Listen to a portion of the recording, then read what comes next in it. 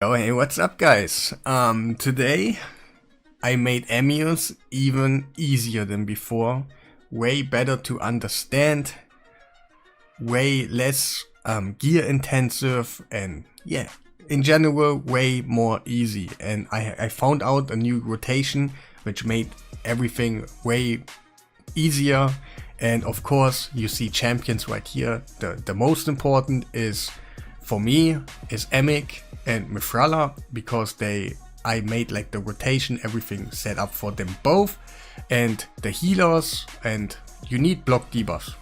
One of them need to be block debuffs, and one of them just needs to heal, or both of them just needs to heal, but you need block debuffs and some sort of healage and heal reduction. In our case we have Venomage. He is totally meta right now. That's maybe what you think, but in general, in this strategy right here, we can use every heal reduction champion we want to use, and that's no problem at all. But I will use it with Venomage because he's already built and I'm not on my own account, so I will not use any resources or so, just for a showcase. But you will understand it in a second. But we gotta understand the boss from the beginning. Right now we will provoke him to do what we want. I will explain that, how we do that, in a second, but I will show you the rotation now, how it goes. The boss will do his A3, A2, A1, then he will transform, he will use his A3, A2, and then he will transform back. You might think, hey, he's usually doing the A1, and the A1 is killing us every time. I get so sick about it, and I get you. That's why we are skipping it with Emic cheese. I'm gonna explain you really good, I hope really good, how that is gonna work in a second when we reach actually the boss. But we gotta understand the boss. The A3 is gonna stun us, so that's where we need the block debuffs, obviously. But he also will transform like your debuffs, what you said, like increase defense, decrease attack, and then he will transform it into an increase attack. So that's what you actually don't want. So how we gonna trigger his A3? He's only gonna use it first if he has one of those debuffs he can transform and stuff, so he decides to use that one. So we have to provoke him. And I don't mean provoke by the debuff, I mean like just make him do the thing we want.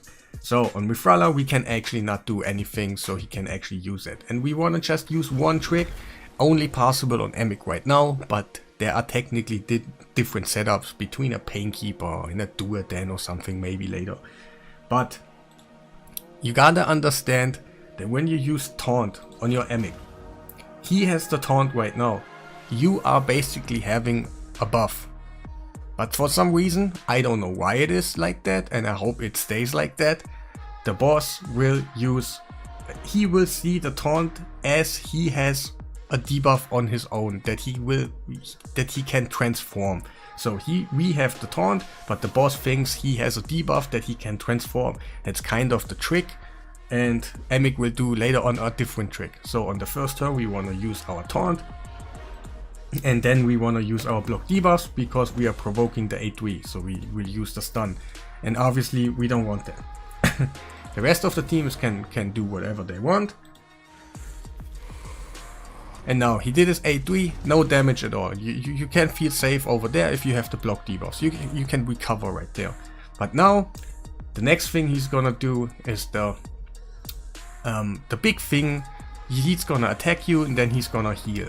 What we want is not him healing, and that's basically a bunch of problems that we have, but he's gonna hit us really hard. So we're gonna do our A2 on MITHRALLA, so we get increased defense to get ourselves a little bit more tanky. Emic is not gonna do anything right here. He has a special spot later on. And we will use Pythion. He already did his job. He's only there to do the block debuffs on the right turn.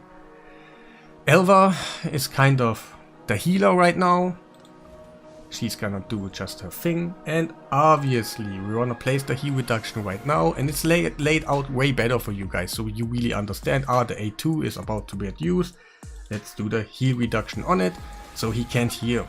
way easier than my old strategy, but it was my first go and I went for it, and it turned out it is good for me. But many people have problems, and they kind of DM'd me and asked for a takeover. Of course, they are paid, and I give you all the free informations I have on a paper right there, for example.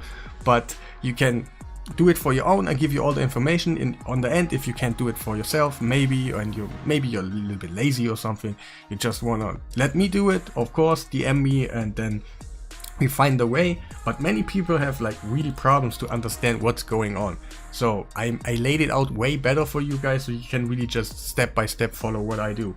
And right there, it's nothing for us.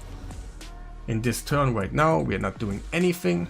I think, yes, we're not doing anything.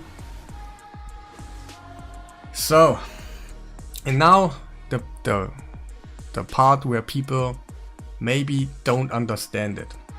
On top right there, you have a 1 and a 2 and the passive. Let's take a look at the passive. The passive is kind of more understandable. So he has a 1. That means he will, when that's on a 0, he will transform. And how we gonna do that? Wait, from the beginning. The boss, when he transforms, he will gain an eclipse buff. And the eclipse buff will stay for 3 turns. And when the eclipse buff runs out, then the boss will actually transform back. But we are using a trick right now where we provoke the eclipse buff 1 turn early. So the eclipse buff will also run out 1 turn early. On the end, the result on it will be the boss will not do his A1 in his second form, which is the big hard hitting attack. On the end you can bring your cold hearts and stuff. You will not get damaged as hard as you are used to. But how we gonna use it is, so Emic needs to go because we are using a reset skill. But also I want to mention right now, we want to use the decrease attack now. It's way better, so we get even less damage from his big attack. So we're gonna use the decrease attack now. Keep in mind your Venom Mage cannot have the debuff extension mastery where it goes 3 turns or something. That will really hurt you right now if you have it. I had it, I had to reset it. So, and also this turn right here, when it's on a 1 and a 2, you gotta do a buff delivery. We're gonna use it on MITHRALLA. We will give him the strengthen and he will transform it into a weaken. That's how we're gonna use it. And now, a big part is now, you see that passive on a 1. When we use a reset skill for our team, then that one is going down by 1 also. That is provoking the boss to transform 1 turn early than he usually did. So we want to make him transform. And you saw the 1 and the 2. We are right now still, imagine for yourself that this boss in this phase right here, just look at the buttons up there, when it's like that, it's still a 1 and a 2. So for example, when your Venom Mage is going now, after you reset, you still want to do the decrease attack. Just imagine that is still a 1 and a 2, and just looking at the passive, or when the passive is fully loaded, that is still the time when you use your decrease attack, your buff delivery. It is still the same turn, it's just visually a little bit different. So what we're gonna do now is just, for the rest, is attacking.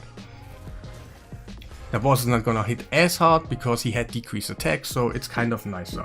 But now we will use our block debuffs because the boss will transform back. He's not gonna use his A1 and he's gonna start just from the beginning.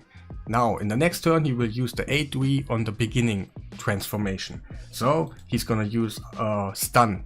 We wanna use block debuff so we won't get stunned and we can just attack. But now the really important part is we gotta do the taunt thing again, so the boss thinks he has a debuff and will use the A3. We will use A1 right here, because we want to use the A2 on MITHRALLA when the boss is about to do the A2, the hard hitting thingy. So, and now we need to actually use the taunt. See, the boss is thinking like, he had some debuffs or something, that's why he used this A3. And we didn't get any damage or so, we just stood there and because of block debuffs nothing happened. And now again, the A2 is up ready, that is the time where actually MITHRALLA and Venomage need to do things.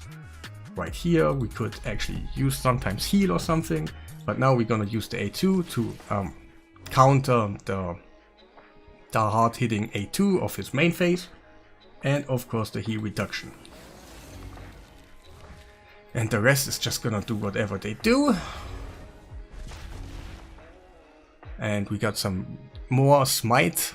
The chances to get the smite on the right time are way better on MITHRALLA. That's super nice. So, and that's the turn where we're just doing nothing. And of course we could use Elva, the increased speed for some time and stuff like that, but at the moment it's think okay. But now we have a problem. Maybe not. No, we don't have a problem. There is one thing, it's a 1 and a 2 again. That's the time where you have to use the reset skill, the buff delivery, and decrease attack now.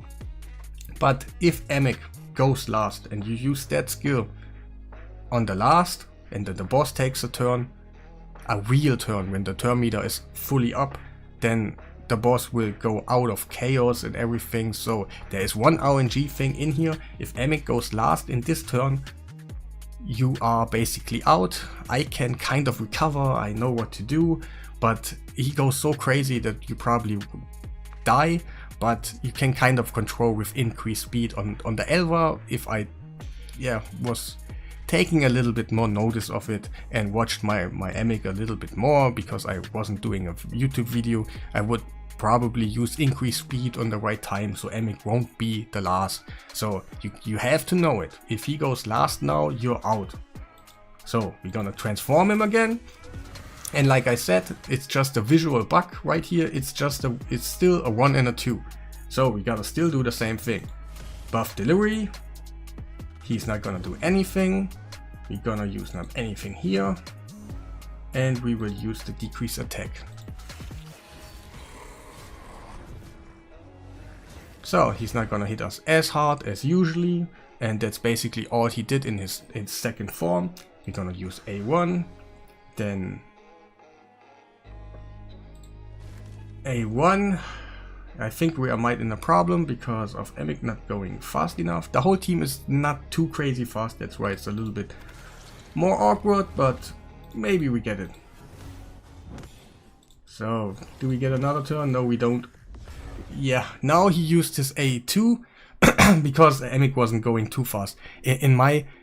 When I would rebuild the team, I probably would make him a little bit faster, so Emic will always go 2 turns and stuff, so he will always have his thing ready. But also, in this team right now, I can just easily cover it with the increased speed set on the right turn, and that's what we're gonna do now. So he's gonna do his A3 now, and we're kind of in a bad situation, but I think I will recover from it.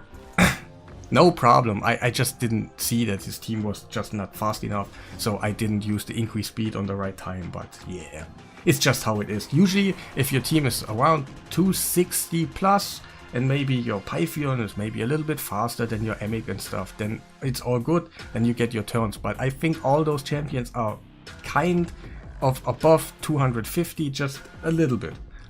And what are we gonna do now? No problem. I will just quickly recover if we have to do something here. No, I just know how the boss works, and you will see we'll fall back in rotation in a second. So, and then we're gonna do the boss. The boss obviously healed, but that's okay. I'm just gonna show you the rotation. And so it's buff delivery time. It's 1 and a 2 right there, and the passive is on a 1. We will make it to a 0, but still do our main skills. At this point we are back in rotation. I just messed up something and all good. You will see what I mean in a second. And wait, I kind of lost track. Okay, we gotta do the buff delivery. We gotta do nothing in here. Nothing in here. I will just use the increased speed now afterwards, and we should be good. Decrease attack time. And now we have the taunt ready. I will use the increased speed, and I will do 3 more rotation with you guys, and all good. So it's not that turn. Be because now we will use the taunt that makes the boss use his A3 instead of the A2, what he's supposed to do, but for some reason the taunt makes him do it. Use the block debuffs because he will stun us. We will use the increased speed just to have turns ready. And yes, now we're gonna use heal reduction. Now we're back on point, so we're gonna use increased defense to counter the A2. Gonna use something here, and use something here. I will do it now a little bit quicker. And yeah. Right, that's another turn, just everybody doing whatever.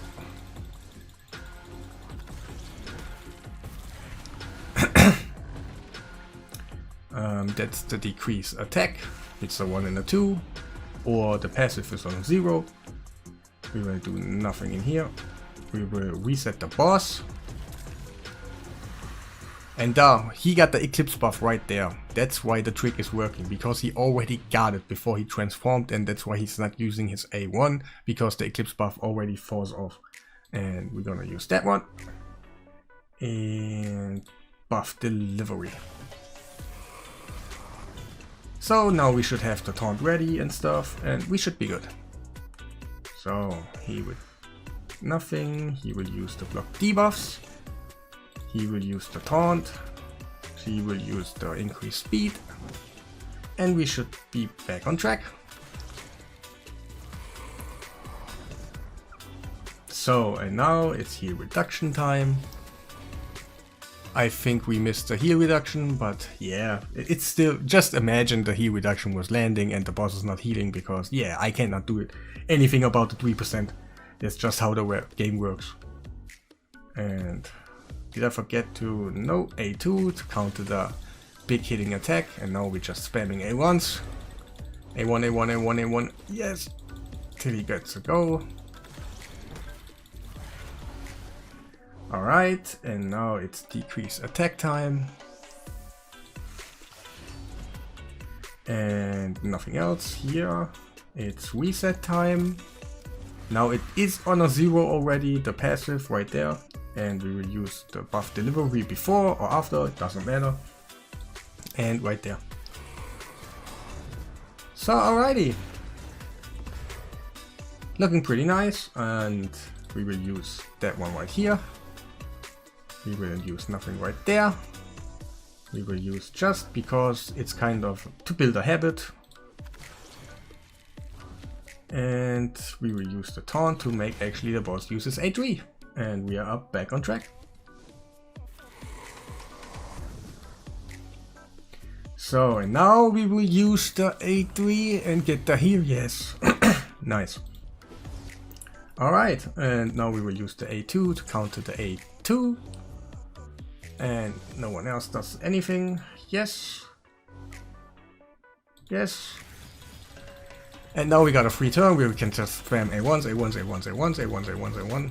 Whatever, whatever, whatever. Alright. So, we will do buff delivery. It is important. We will use nothing over there. We will use nothing over there. We will use the reset to make the boss transform.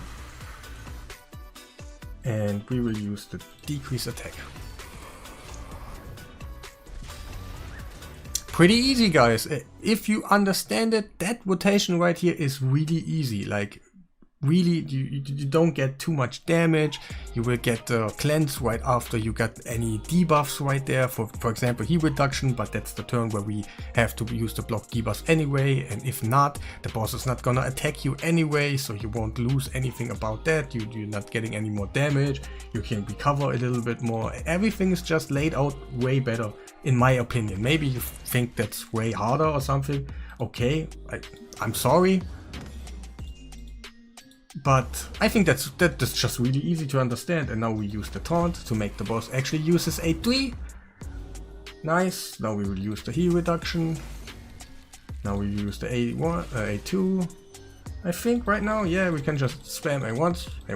So I showed you Amius in a way easier way to actually do it with the Emic cheese, because we will actually use the taunt and the reset to trigger some things on the boss that maybe he's not supposed to do, or maybe not, and maybe it is like that. The developers was aimed for something like that, and then it's cool. I hope it will never get changed, but it is way easier right there. They are layered out so you can understand, when the boss has that skill ready, you're gonna use that skill, and when he's about to do that skill, then you're gonna do that skill. In the description I will put like A1 use that skill, A2 use that skill, and so because the rotation right now is from the beginning to the end the same, if you have enough speed and Emic does not take the turn on the end, and then everything will be okay, and it will be always going the same if you can just survive. And to be honest, it is not so hard to survive him when you just have to decrease attack, when you have just not doing his A1, because the A1 I got really angry about the A1, and now we can just skip it and everything is way better layered out, so you can just understand what's going on. And I hope I cleared out some questions for you. Why is the boss not doing A1? Why is the boss using the A3 instead of the A2 and stuff like that? And I hope it helped you out. That will be the end of the video. I hope I see you in the next one, and yeah, have a nice day.